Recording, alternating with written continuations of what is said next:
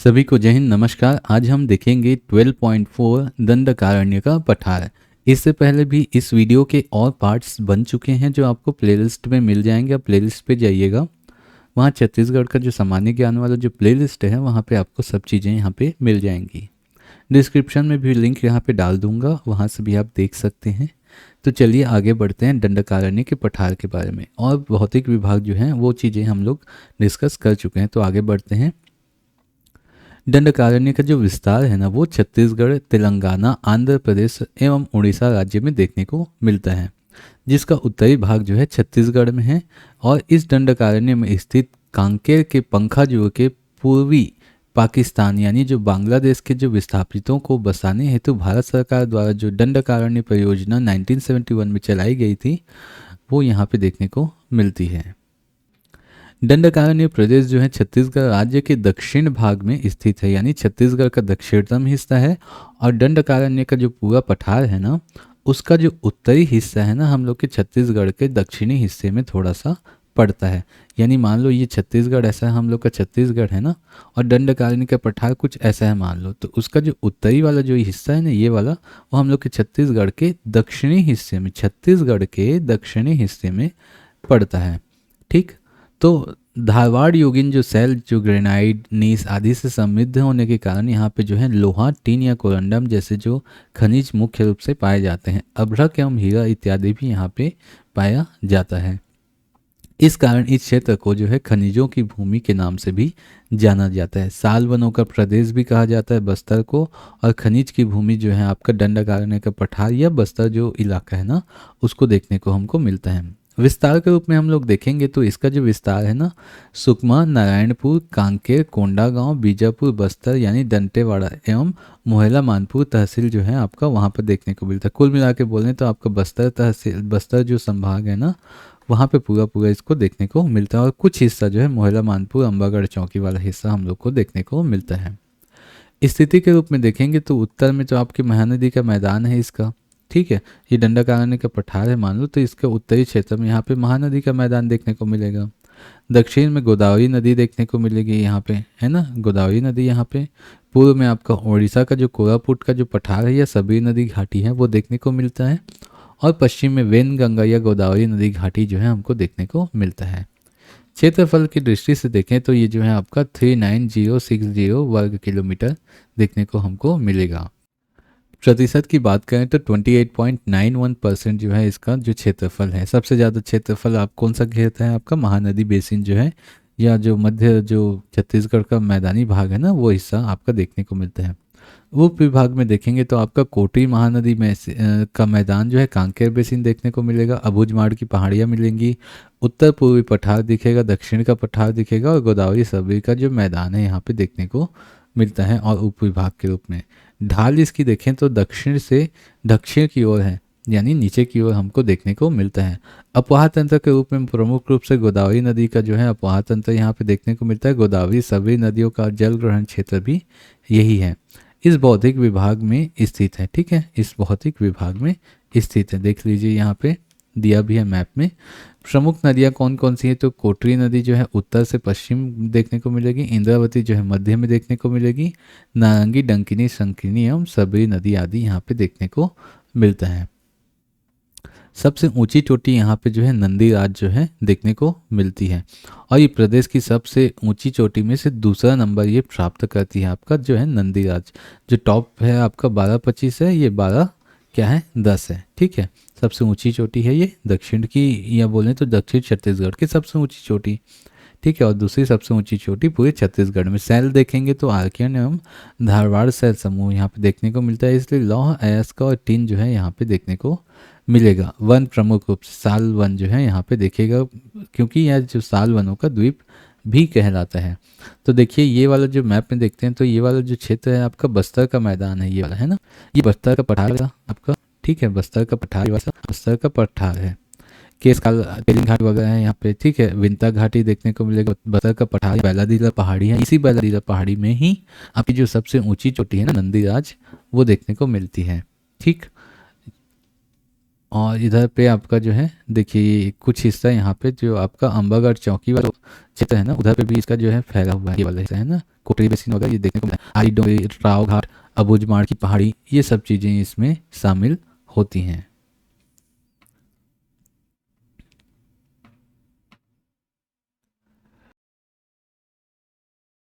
तो इसके जो प्रमुख उप विभाग है ना, उसके बारे में चलिए हम लोग आगे डिस्कस करते हैं। तो पहला आपका इसका प्रमुख उप विभाग है आपका कोटरी महानदी बेसिन या कांकेर का बेसिन। हमने मैप में देखा ना यहाँ पे, ये वाला कांकेर का बेसिन जो है, ठीक है, कोटरी बेसिन बोलते हैं या आपका कोटरी महानदी बेसिन इसको बोला जाता है।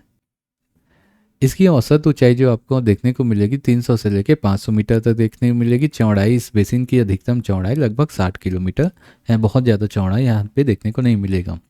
इसकी स्थिति जो है कांकेर बेसिन के उत्तर में महानदी बेसिन स्थित है, मतलब कांकेर नदी के उत्तर की ओर, ऊपर की ओर जो है महानदी बेसिन है। यह दंडकारण्य के उत्तरी भाग में स्थित है। देखिए ऊपर का मतलब होता है, ये आपको मैप में जब भी बनाएंगे तो ऊपर की ओर पे नॉर्थ डायरेक्शन होता है, नीचे की ओर पे साउथ डायरेक्शन होता है, ठीक है, ईस्ट एंड वेस्ट, ये वेस्ट हो गया, ये ईस्ट हो गया। जब भी आप पढ़ेंगे ना तो right left up and down, ये थोड़ा याद रखेंगे तो आपको ना आसानी हो जाएगी उसके परिप्रेक्ष्य में।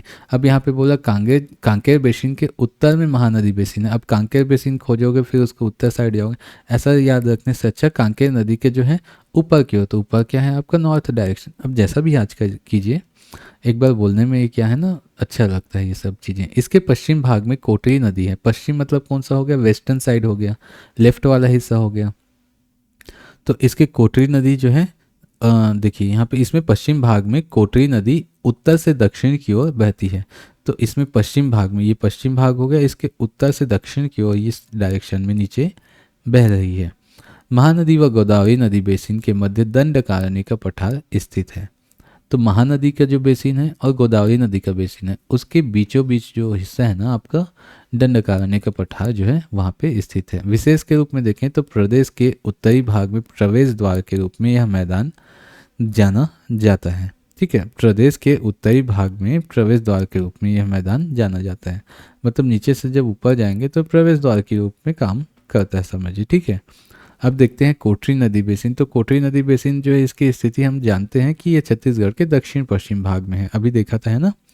अब देखिए अबूझमाड़ की पहाड़ियाँ, ये अबूझमाड़ की पहाड़ियाँ थोड़ा सा इंपॉर्टेंट भी हो जाता है कभी कभी।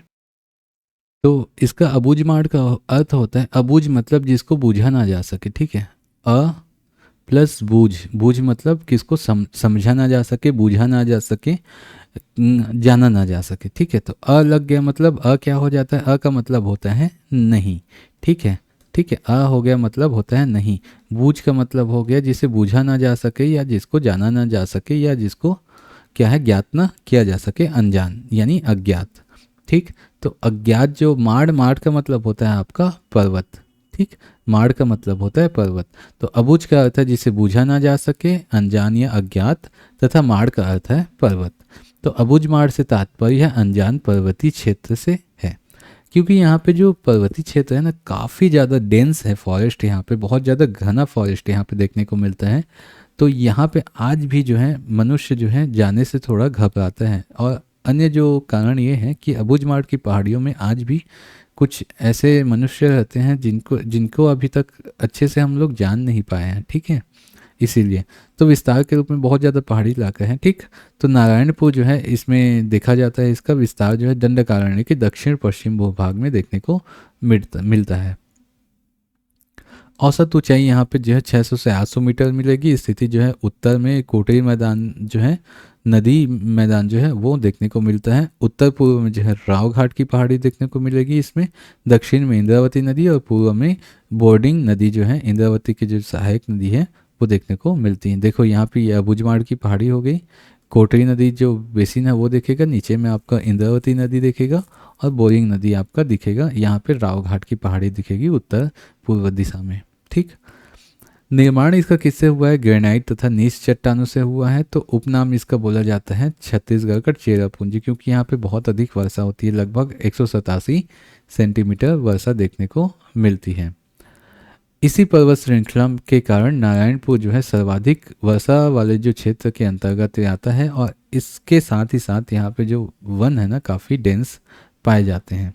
सेल के रूप में देखेंगे तो इसकी पहाड़ी की जो उत्तरी, दक्षिणी एवं पूर्वी सीमा है पर धारवाड़ चट्टानें तथा कडप्पा सेल जो है देखने को मिलती है। धारवाड़ मतलब आपका लोहे से जुड़ा हुआ है, कडप्पा जो है आपका जो है चूना पत्थर आदि जो है चीज़ों से जुड़ा होता है। घाटी के रूप में खुरसेल घाटी यहाँ पे प्रमुख है, और यहाँ सर्वोच्च किस्म के सागौन वन भी पाए जाते हैं। जनजाति यहाँ पे कौन सी जनजाति रहती है? आपकी अबुझमड़िया जनजाति जो है यहाँ पे देखने को हमको मिलती है। ठीक, अबुझमड़िया जनजाति यहाँ पे देखने को मिलती है। नदी के रूप में यहाँ पे जाट लोअर नदी जो है देखने को मिलेगा, जिसका जो नैसर्गिक या प्राकृतिक जो दृश्य है ना वो तौर पर जो है मगरमच्छ पाए जाते हैं। यहाँ पे क्या मगरमच्छ जो है नैसर्गिक या प्राकृतिक तौर पे यहाँ पे पाए जाते हैं, ला के बसाया नहीं गया है, मतलब मिलते ही हैं वहाँ पे, ऐसा है। विशेष बात यह है कि बस्तर का जो पठार है ना सबसे अधिक ऊंचाई वाला क्षेत्र है बस्तर के पठार का, ये वाला जो क्षेत्र है ना अबुझमाड़ की पहाड़ियाँ। सोनपुर की जो घाटी है इस पहाड़ी के उत्तरी सीमावर्ती भाग में शेष भाग से अलग करती है। जो सोनपुर की घाटी है ना इस पहाड़ी के उत्तरी सीमावर्ती भाग को शेष भाग से अलग करती है। मतलब ये जो पहाड़ी है ना सोनपुर की घाटी, ये बाकी जितने भी क्षेत्र हैं उससे इसको, इस पहाड़ी को जो अबुझमाड़ की पहाड़ी है ना उसको अलग करती हैं। इंद्रावती नदी घाटी अबुझमाड़ को दक्षिण की ओर से सीमांकन करती है। यानी ये जो है आपका देखिए यहाँ पे जो पिक्चर देखने को मिलता है, ये जो कोटरी बेसिन के नीचे हमको देखने को क्या मिलेगा? आपका कौन सा ये है? सोनपुर की घाटी देखने को मिलेगी, और नीचे में ये जो है आपकी इंद्रावती नदी है। तो दक्षिण में ये सीमा रेखा बना देती है, यहाँ पे सोनपुर की घाटी इसकी सीमा बना देती है, अलग कर देती है। अब आते हैं उत्तर पूर्वी का जो पठार है उस हिस्से पे। तो इसका जो अन्य नाम है वो बस्तर का पठार के नाम से जाना जाता है। इसका जो विस्तार है आपका उत्तर में कोंडागांव से लेकर दक्षिण पूर्व में जगदलपुर तहसील तक देखने को मिलेगा। चट्टान के रूप में ग्रेनाइट या नीस सेल जो है यहाँ पे देखने को मिलती है। इसकी स्थिति देखें तो उत्तर में इसके क्या है? आपकी तेलिंग घाटी है उत्तर की ओर पे, उत्तर पश्चिम की ओर पे आपका मातला घाटी देखने को मिलेगा, दक्षिण में मिलेगा आपका तुलसी डोंगा जो है आपका दरभा घाटी है वो, और दक्षिण पश्चिम में देखने को मिलेगा टंगरी डोंगा या बस्ता नार। ठीक है, इसकी आकृति जो है आपका गुंबदाकार है। गुंबद मतलब ऐसा डोम टाइप का, डोम बोलते हैं इसको, है ना, ऐसा डोम, इसको बोलते हैं डोम। डोम यानी गुंबदाकार है। औसत ऊंचाई देखेंगे तो समुद्र सतह से लगभग 800 मीटर इसकी औसत ऊंचाई देखने को मिलती है। अब देखते हैं पांचवा जो है आपका उपभाग दक्षिण का पठार। तो इसका जो विस्तार हमको दंडकारण्य के अधिकांश भाग में देखने को मिलेगा, क्योंकि ये जो बीजापुर सुकमा कोंटा तहसील है ना इसके ऊपरी भाग में देखने को मिलता है। स्थिति इसकी देखेंगे तो अबुझमाड़ पहाड़ी की जो है तथा उत्तर पूर्वी पठार के दक्षिण में देखने को इसको मिलेगी, मतलब इस नीचे साइड पे उसके है ना। इस पठार के पूर्व की ओर पे सुकमा घाटी हमको देखने को मिलेगी, पूर्व यानी राइट हैंड साइड पे। दक्षिण पूर्वी भाग में आपके जो है टिकनपल्ली की पहाड़ी जो है सुकमा में देखने को मिलेगी। इसका जो निर्माण है आप ग्रेनाइट नीच चट्टानों से देखने को मिलता है।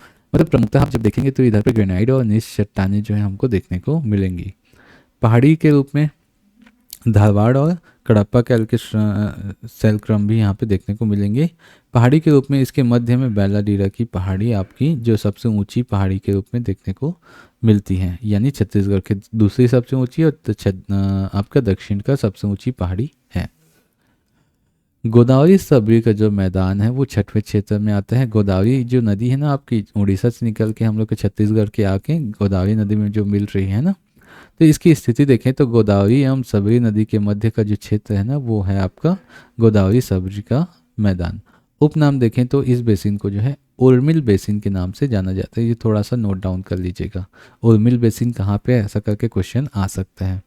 विस्तार के रूप में देखेंगे तो उत्तर में बीजापुर तहसील से दक्षिण में कोटा तहसील जो है, कोंटा, कोंटा मतलब जो लास्ट ये है ना दक्षिण का दक्षिणतम हिस्सा वो, और उत्तर में जो है दक्षिण के पठार एवं उत्तर पूर्वी पठार के बीच में हमको देखने को मिलता है। ठीक है,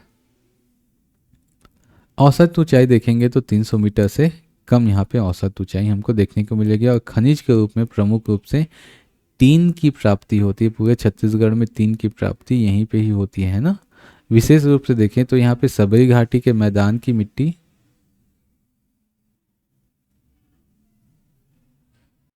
यहाँ मिट्टी जो है लाल मिट्टी या जो है लाल दोमट मिट्टी है, किंतु अनउपजाऊ है। यहाँ पे मोटे अनाज जो है थोड़े बहुत हो जाते हैं, बाकी मूलतः यहाँ पे जो मिट्टी है ना अनउपजाऊ रूप से है। मोटे अनाज यहाँ पे देखने को मिलता है, कोदो, कुटकी, ये सभी चीज़ें।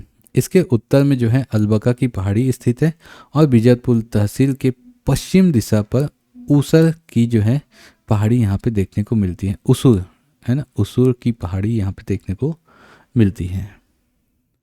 अब यहाँ पे देखते हैं कि जो दंडकारण्य का जो पठार है ना उसमें कुछ और अन्य जो स्थल आकृतियाँ हैं जो काफ़ी इंपॉर्टेंट है। तो चलिए स्टार्ट करते हैं यहाँ पे राव घाट की पहाड़ी। ठीक है, राव घाट की पहाड़ी की स्थिति देखें तो अबूझमाड़ पहाड़ी के उत्तर पूर्व में है। ठीक है, अबूझमाड़ पहाड़ी के उत्तर पूर्व दिशा में ऐसा। ठीक है, मान लो यहाँ पे अबूझमाड़ पहाड़ी है तो उत्तर पूर्व दिशा की ओर पे क्या है आपका राव घाट की पहाड़ी देखने को मिलेगी। तो इसका जो जिला होगा आपका कांकेर जिला होगा, बीजापुर के नारायणपुर के ऊपर जो है कांकेर जिला देखने को मिलेगा। वहाँ पे खनिज के रूप में जो है लौह अयस्क के जो 6 विभिन्न निक्षेप जो हैं यहाँ पे देखने को मिलते हैं और आपूर्ति जो है वर्तमान में यहाँ से भिलाई स्टील प्लांट को लौह अयस्क की आपूर्ति हो रही। पहले दल्ली राजहरा से होती थी, अभी राव घाट की पहाड़ी से हो रही है यहाँ पे आपूर्ति। दूसरा देखते हैं आपका आरी डोंगरी। आरी डोंगरी के बारे में देखते हैं तो आरी डोंगरी जो है आपका जिला देखेंगे तो भानु प्रतापपुर जो तहसील है वहाँ पे देखने को मिलेगा, कांकेर जिले में देखने को मिलेगा। यहाँ पे भी खनिज के रूप में लौह अयस्क जो है प्रसिद्ध है। तीसरा आता है आपका गड़िया पहाड़ी। गड़िया पहाड़ी जो है आपका ये भी कांकेर जिले में है और इसमें जो महोत्सव होता है इस पहाड़ी पर जो है सितंबर माह में गड़िया महोत्सव का आयोजन होता है। फेमस है, थोड़ा ध्यान रखेंगे। ठीक है, गड़िया जो है कौन से ज़िले में है आपका, कांकेर ज़िले में है और गड़िया महोत्सव के नाम से ये जो जगह फेमस है। तालाब के रूप में रुपई और सोनई तालाब जो है यहाँ पे फेमस है।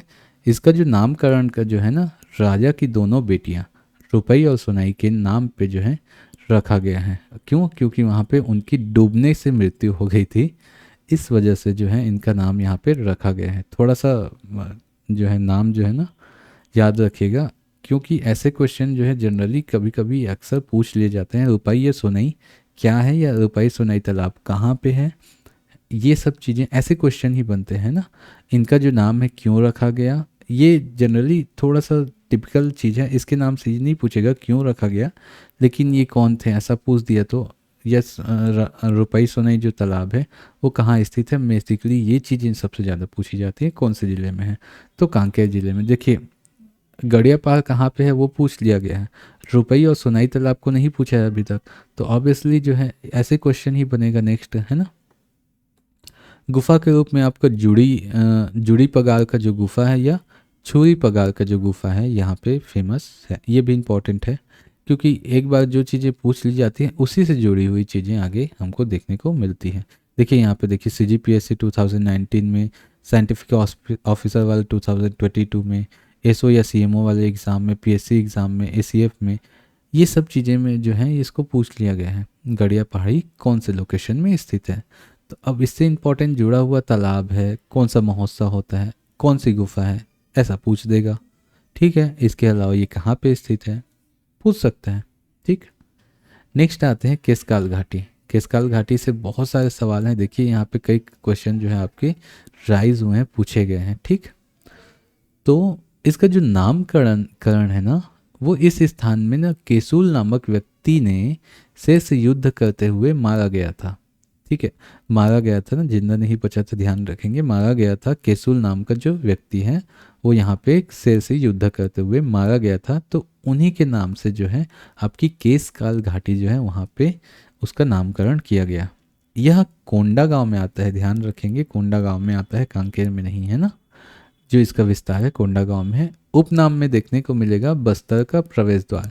जब भी हम जो है छत्तीसगढ़ के दक्षिणी भाग में जाने की कोशिश करते हैं तो ये केसकाल की घाटी जब हम लोग पार करते हैं उसके बाद ही हम लोग बस्तर में प्रवेश करते हैं, इसलिए इसको बस्तर का प्रवेश द्वार कहते हैं। और छत्तीसगढ़ का सबसे बड़ा जल विभाजक पर्वत भी यहीं पे देखने को मिलता है। यही केशकाल की घाटी है, जो महानदी और जो आपकी जो गोदावरी नदी है ना, उसके बीच में जल विभाजक का काम यही करती है। घाटी के रूप में प्रमुख रूप से तेलिंग घाटी है। ठीक है, ये कोंडा गांव में स्थित है। जैसे ही हम लोग घाटी पे प्रवेश करते हैं ना, वहाँ पे ये तेलिन माता का मंदिर है वहाँ पे। ठीक है, तो वो मंदिर के नाम से ये तेलिन घाटी भी इसको बोलते हैं। ठीक, तो ये मंदिर जो है तेलिन माता का मंदिर है। समर्पित किसको है? यह सती माता का जो मंदिर है वो है। महोत्सव यहाँ पे तेलिन माता महोत्सव होता है। ठीक है, इंपॉर्टेंट है, थोड़ा ध्यान रखिएगा।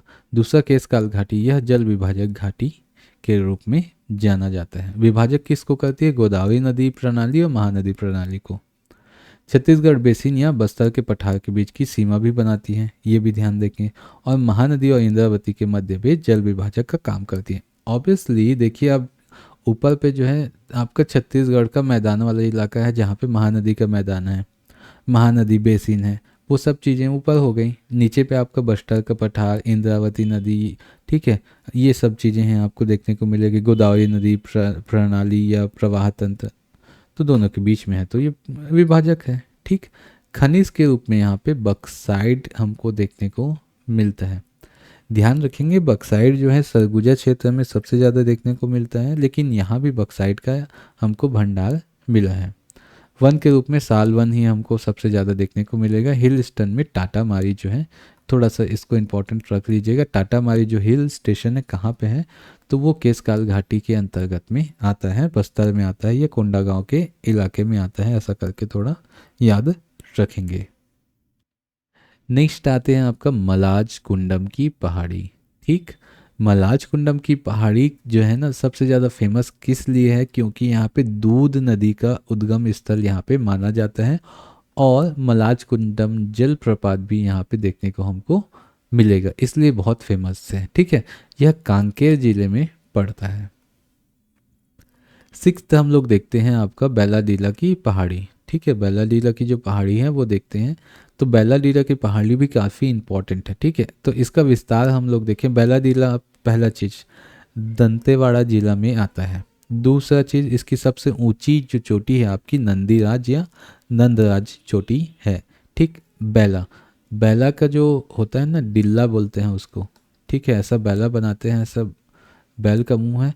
तो बैल के मुंह के बाद में हम देखेंगे, ये बैल हो गया। बैल के मुंह के बाद में यहाँ पे ऐसे उभार जैसा होता है ना, जिसको डिल्ला बोलते हैं छत्तीसगढ़ी में। ठीक है, तो बैल के ऊपर पे ही होता है डिल्ला। ठीक है, अब बैला को क्या बोला जाता है? नंदी भी बोला जाता है। ठीक, तो सबसे ऊंची चोटी जो है आपकी नंदीराज या नंदराज चोटी हमको देखने को मिलती है बैलाडीला की पहाड़ी में। ठीक है, 1210 मीटर। ठीक, ये छत्तीसगढ़ के सबसे ऊंची पहाड़ी में दूसरा नंबर का है, और दक्षिण बस्तर का जो है सबसे ऊंची पहाड़ी में से एक है।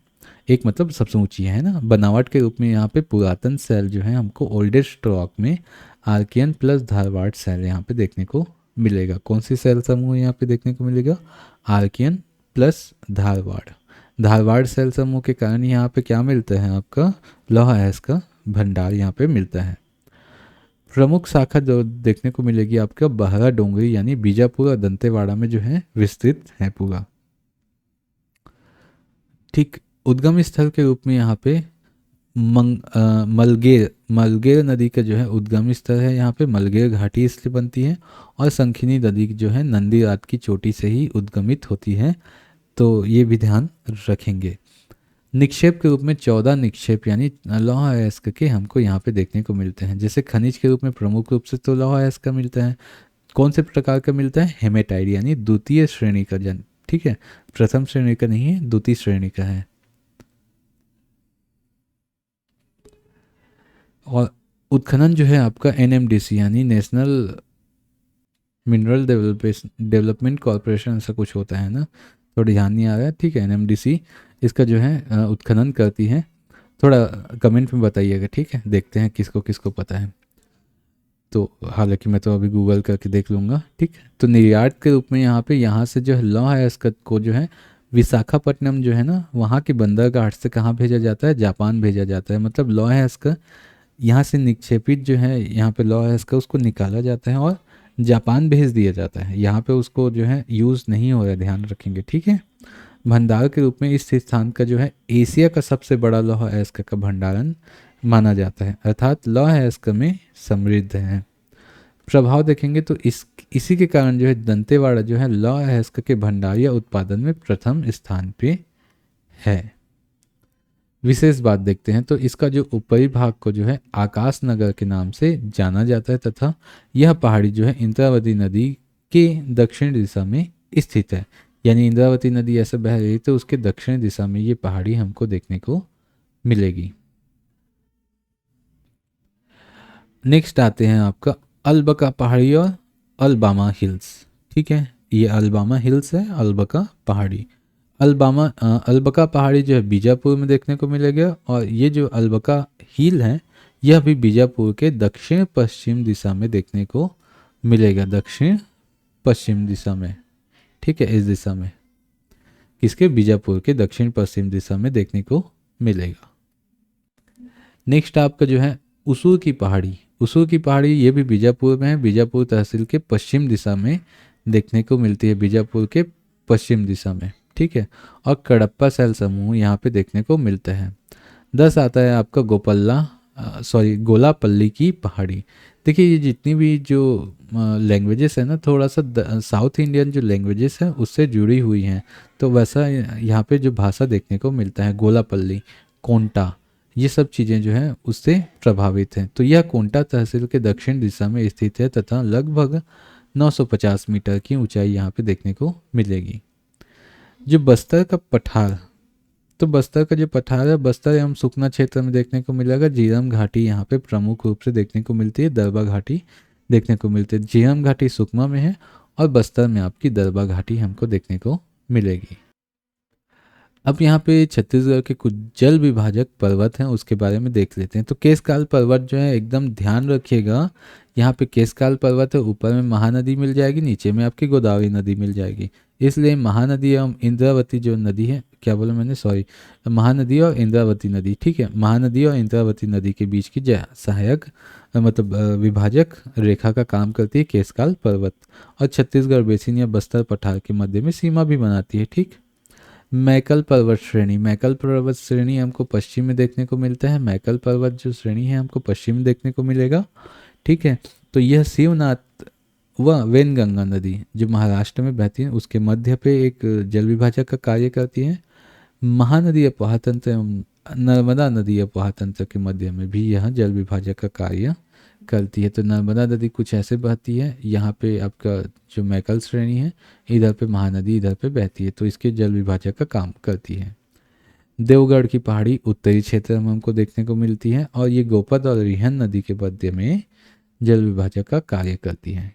कैमूर पर्वत श्रृंखला, कैमूर पर्वत श्रृंखला हमको कहाँ पे देखने को मिलेगा, उत्तर पश्चिम दिशा में देखने को मिलता है। तो ये सोन गंगा नदी और महानदी के मध्य क्या करती है, जल विभाजक रेखा का कार्य करती है। और माखेल पठार ये इब नदी और मैनी नदी के बीच में जल विभाजक का कार्य करती है।